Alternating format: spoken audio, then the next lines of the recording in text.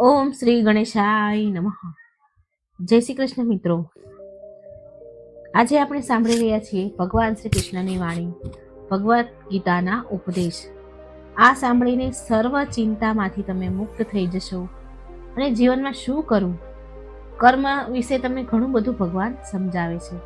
તો પૂરા ધ્યાનથી મિત્રો આ વિડીયો સાંભળજો.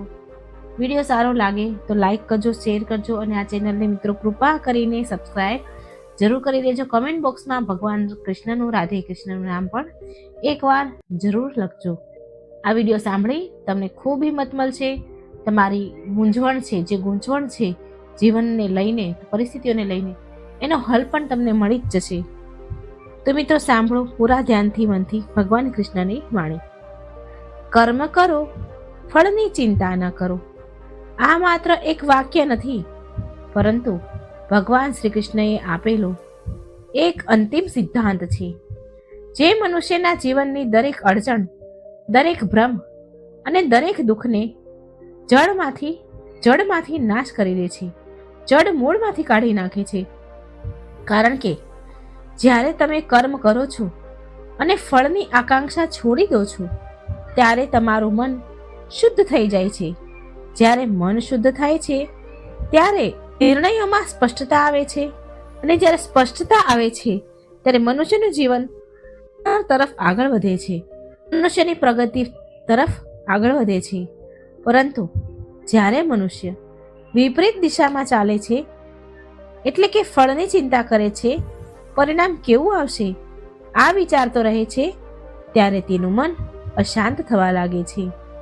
અશાંતિમાં ન તો કર્મ યોગ્ય રીતે થાય છે અને એના જીવનમાં સંતોષ કે શાંતિ મળે છે. કારણ કે ચિંતા મનુષ્યની ઊર્જાને, શક્તિને ખાઈ જાય છે, અને ઊર્જા, શક્તિ વિના કોઈ પણ કર્મ સિદ્ધ થઈ શકતું નથી.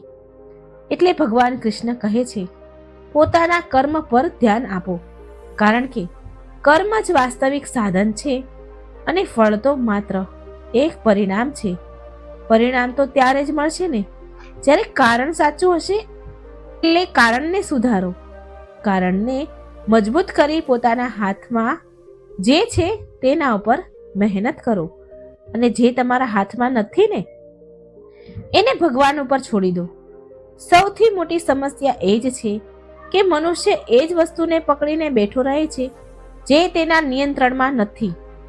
લોકો વિચારતા રહે છે કે સફળતા ક્યારે મળશે, પૈસા ક્યારે આવશે, લોકો શું કહેશે, પરિણામ ક્યારે દેખાશે, અને આ વિચારોમાં પોતાનું વર્તમાનનો એ નાશ કરે છે, પોતાના વર્તમાનને બરબાદ કરી નાખે છે. પરંતુ જે વ્યક્તિ વર્તમાનમાં સ્થિર રહે છે એ જ ભવિષ્યમાં સફળ થાય છે. કારણ કે તે દરેક કામ પૂરા મનથી કરે છે અને તેની દરેક ક્રિયામાં સમર્પણ, એકાગ્રતા અને સ્થિરતા દેખાય છે. એટલે જ શ્રી કૃષ્ણ કહે છે, કર્મ કરવું એ તમારો અધિકાર છે, પણ ફળ પર તમારો કોઈ અધિકાર નથી. અને જો તું ફળની ચિંતાના કારણે કર્મ કરવાનું જ છોડી દઈશ, તો સમજી લે કે તે જીવનનો સૌથી મોટો અવસર ગુમાવી દીધો છે. કારણ કે જીવન રાહ જોનારાઓ માટે નથી, કરનારાઓ માટે ખુલે છે. અને કરનાર વ્યક્તિને ફળ પોતે દોડીને મળે છે, ફળ દોડીને તેની પાસે આવે છે. પ્રકૃતિ તેના પ્રયત્નોને કદી વ્યર્થ જવા નથી દેતી, પરંતુ મનુષ્ય ધીરજ નથી રાખતો, અને એ જ તેની સૌથી મોટી કમજોરી બની જાય છે. મનુષ્ય હમણાં જ ઈચ્છે છે, તુરંત જ ઈચ્છે છે, સંઘર્ષ વિના ઈચ્છે છે, અને જ્યારે તેની અપેક્ષાઓ પૂરી ન થાય ત્યારે એ તૂટી પડે છે, ભાંગી પડે છે. પરંતુ જે વ્યક્તિ સમજી જાય છે કે ફળ સમયે જ મળે છે, તે શાંત થઈ જાય છે, અને શાંત મનન જ મહાન કર્મ કરે છે. કારણ કે તેની અંદર દ્વંદ્વ નથી રહેતું, અને દ્વંદ્વ વિના કરેલું કર્મ જ નિષ્કર્મ કહેવાય છે. નિષ્કામ કર્મ મનુષ્યને પરમ શાંતિ આપે છે, અને એ જ માનવ જીવનનો હેતુ છે. શાંતિ જે બહાર શોધવાથી નહીં, પણ અંદર પેદા કરવાથી મળે છે. અંદરની શાંતિ ત્યારે જ પેદા થાય છે જ્યારે તમે ફળની ચિંતા છોડી દો છો, કારણ કે ચિંતા મનને બાંધી દે છે અને બંધાયેલું મન ઉડાન કેવી રીતે ભરી શકે, કેવી રીતે ઉડી શકે? એટલે જ ભગવાન કૃષ્ણ કહે છે કે કર્મ કરો પણ આ શક્તિ ન રાખો, કારણ કે આ શક્તિ મનુષ્યને ગુલામ બનાવી દે છે. અને જ્યારે તું ફળનો ગુલામ બની જાય છે ત્યારે કર્મને પણ મજબૂરી સમજીને જ કરે છે, જેમાં આનંદ નથી, જેમાં સ્વૈચ્છિકતા નથી, જેમાં પૂર્ણ મનથી સમર્પણ નથી. એ કર્મ કદી ઉચ્ચ ફળ નથી આપી શકતું. એ જ કારણ છે કે ઘણા લોકો મહેનત તો કરે છે પણ ફળ નથી મળતું તેને, કારણ કે તેમની મહેનતનો હેતુ માત્ર ફળ જ હોય છે, કર્મ નહીં. અને જો કર્મ ફળ માટે કરવામાં આવે છે તો તે શુદ્ધ રહેતું નથી. અને જ્યારે કર્મ શુદ્ધ ન હોય ત્યારે પરિણામ પણ શુદ્ધ નથી આવતું. એટલે શ્રી કૃષ્ણ કહે છે, આપણે આ ગહન રહસ્ય આપણને સમજાવે છે કે ફળ કદી મહેનતના પ્રમાણમાં નથી મળતું, પણ મનની પવિત્રતા, ભાવની સ્પષ્ટતા અને કર્મની નિરંતરતા પ્રમાણે મળે છે.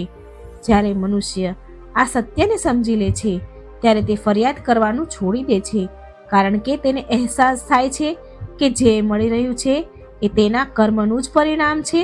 જે નથી મળી રહ્યું એ તેના માટે યોગ્ય ન હતું, અને જે આવવાનું છે એ ત્યારે આવશે જ્યારે યોગ્ય બની જશે, યોગ્ય સમયે છે. એટલે યોગ્ય બનો, પરિણામ જાતે જ મળી જશે. અને એ જ નિષ્કામ કર્મનો સાર છે. યોગ્યતા પર કામ કરો, ભાગ્ય પોતે બદલાઈ જશે. લોકો ઘણીવાર કહે છે કે અમે કર્મ કરીએ છીએ પણ ફળ નથી મળતું. તેનું કારણ એ નથી કે ફળ નહીં મળે, પણ એ છે કે સમય હજુ પૂરો નથી થયો. જેમ એક બીજને વૃક્ષ બનવામાં સમય લાગે છે, તેમ કર્મને ફળ બનવામાં સમય લાગે છે. અને જે તું બીજ નાખતાની સાથે જ વારંવાર ખોદીને જોવા લાગે છે તો તે કદી અંકુરિત નથી થતું. એ જ રીતે જો તું દરરોજ વિચાર કરીશ કે ક્યારે મળશે, ક્યારે ફળ મળશે, ક્યારે સફળતા મળશે, લોકો ક્યારે ઓળખશે, તો તારું કર્મ નબળું પડી જશે, કારણ કે તારી ઉર્જા ચિંતાઓમાં વેડફાઈ જશે. અને જ્યારે ઉર્જા વિભાજિત થાય છે ત્યારે મહાન કાર્યો નથી થતા. એટલે જ ભગવાન શ્રી કૃષ્ણનો સંદેશ છે કે પોતાની ઉર્જાને માત્ર એક જ જગ્યાએ લગાવો, કર્મમાં, કારણ કે કર્મ એ જ શક્તિ છે જે સૌથી અંધકારમય રાતોના અંધારાને પણ પ્રકાશમાં બદલી દે છે. એટલે કર્મ કરતા રહો પણ ફળને ભગવાન પર છોડી દો. અને આ છોડવું એ હાર માનવી નથી, પણ વિશ્વાસ કરવો છે.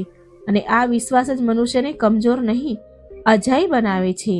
કારણ કે જે વ્યક્તિએ ચિંતા છોડી દીધી તેનું મન હલકું થઈ ગયું, અને મન હળવું થઈ ગયું તો તેનું કામ ભારે થઈ જાય છે. અને જ્યારે તેનું કામ ભારે થાય ત્યારે દુનિયા તેને ઊંચાઈઓ પર પહોંચતા કોઈ રોકી શકતું નથી. કોઈ પણ વ્યક્તિ એને ઊંચાઈઓ પર પહોંચતા રોકી શકતું નથી. અને એ જ જીવનનું ગહન સત્ય છે.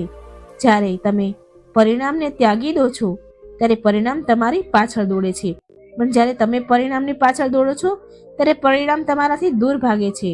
એટલે શ્રી કૃષ્ણનો આ ઉદ્દેશ માત્ર આધ્યાત્મિક નથી, સંપૂર્ણપણે વ્યવહારિક છે. કારણ કે જીવનના દરેક ક્ષેત્રમાં લાગુ પડે છે.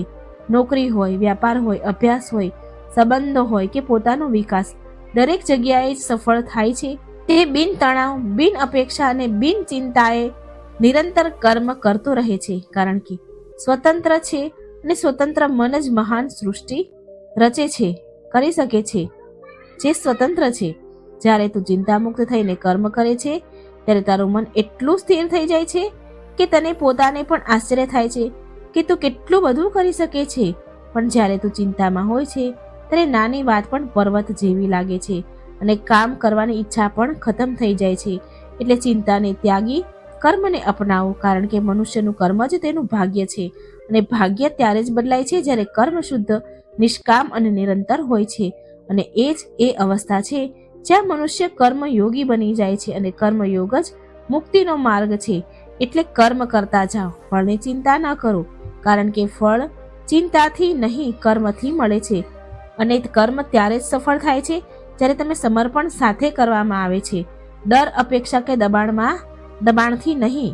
દબાણથી કરેલું કર્મ મનને બાંધે છે, પણ પ્રેમથી કરેલું કર્મ મનને મુક્ત કરે છે, અને એ જ મુક્ત મન આગળ જઈને દુનિયાને બદલી નાખે છે. એટલે શ્રી કૃષ્ણનું આ વચન માત્ર આદેશ નથી, જીવન સૂત્ર છે. જે મનુષ્યને સાચી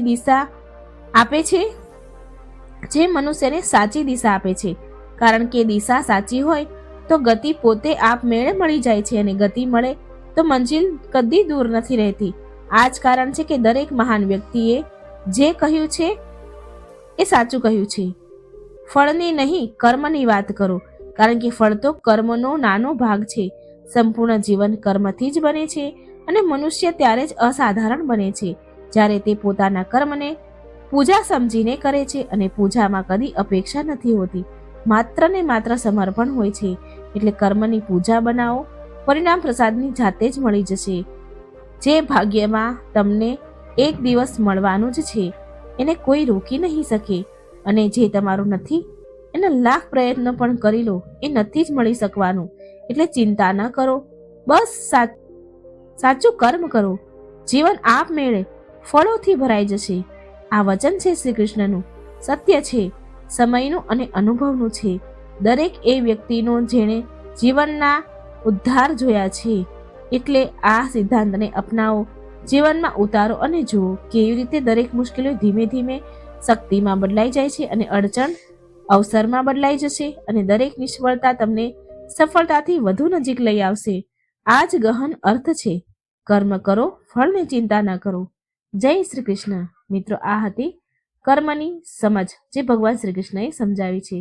વિડીયો ગમે તો લાઈક કરજો, શેર કરજો, ચેનલને સબસ્ક્રાઇબ બિલકુલ કરવાનું ભૂલશો નહીં મિત્રો. જય શ્રી કૃષ્ણ. રાધે રાધે.